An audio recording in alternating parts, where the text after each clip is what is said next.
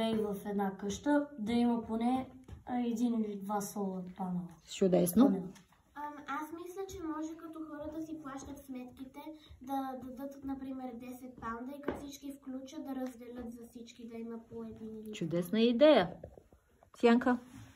Ако искаш ток, сложи солар панел. Когато, както Мими каза, даваме пари, трябва да включим нещо, където ако има повече слънце в едно место, тези хора с повече слънце ще сложим солар панели там и тези, където повечето време няма слънце, там няма да слагам. И да може би на по-ниска цена да купуват ток от...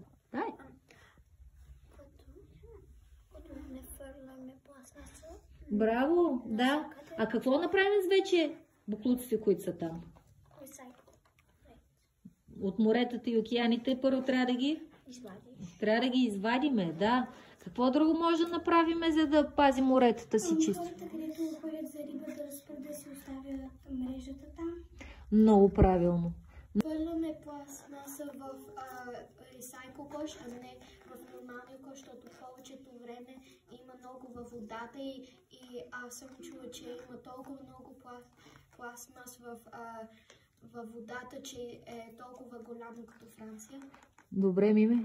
Аз мисля, че както Зоя каза, да слагат като кофи за рециклиране. Само, че, например, да сложат няколко, например, на плажа, хората да си фърлят буклука, или, например, като това, където лежат, могат да сложат малка кофа, само че отделена на 3 части, на всяко място. Марти?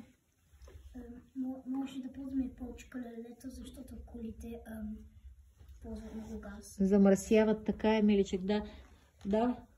Също съм чула, че има някъде към Pacific Ocean, има едно като Island, но Island от е направено в буклуци.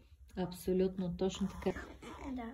Гавче? Да, защото някои хора може би... Например, да кажем за животните, ако са на морето, може да ядат пластмаса там и той не е добре за тялото им. Така е, да. Джорджи?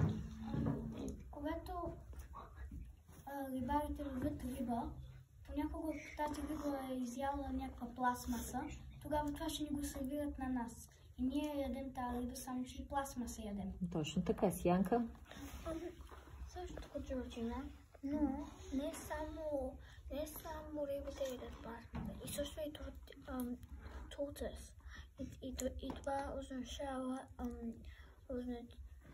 че засяга не само хората, но и животните. Да, и животните да кажем, не могат да опазят децата, защото от кой знае къде може да отидат децата. Така е, но помислете за хората. Как ни вреди мръсният, примерно, въздух и вода? Затова мръсния въздух по-бързо ще не убива. И защото от chemicals, като има повече carbon dioxide и слънцето става по-топло и по-топло. И един ден няма да можем да излизаме отвън пас. Защото от слънцето. Така е, Мими. Аз мисля, че като въздуха е замърсен, така хората получават астма и не могат да дишат. Абсолютно. Какво може да направим, за да информираме обществото за проблемите на планетата ни Земя?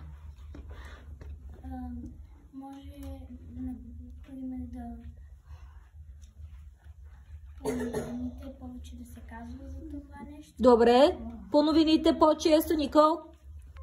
Да направим билбордс. Точно така. Билбордс, постери, кампания, концерт. Концерт под надслов "Опазете Сатън чист". Защо пък да не? Ако започнем от малкото, от локалното, можем да го направим глобално. Всеки, ако си погледне в неговата къщичка, в неговият район. Да? Вече? Тази година аз съм виждала много хора, като популярни хора, като YouTube и TikTok, и те правят такива спонсори с хора, вебсайти и companies, където чистят морето.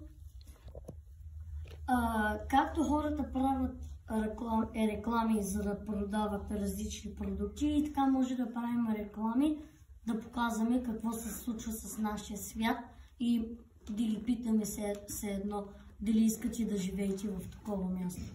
И да изглежда толкова реалистично, където наистина може да им промене мнението.